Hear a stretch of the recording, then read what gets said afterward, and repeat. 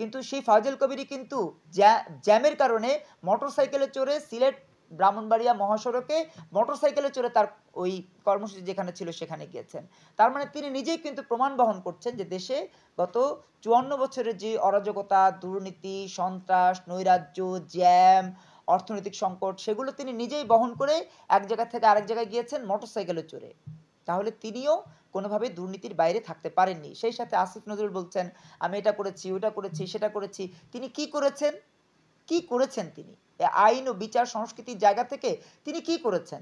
শ্রম কর্মসংস্থান মন্ত্রণালয়ে তিনি একাধিক অন্যায় অপরাধ করেছেন। কিভাবে অন্যায় অপরাধ করেছেন?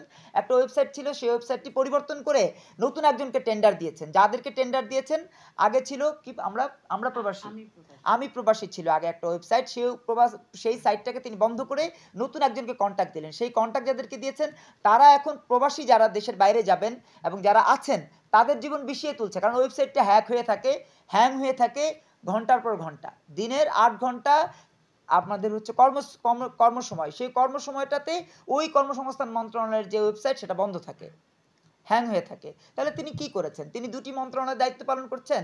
দুটি মন্ত্রণালয়, একটি মন্ত্রণালয়ও আমাদের দেশের মানুষের কথা ভাবছে না।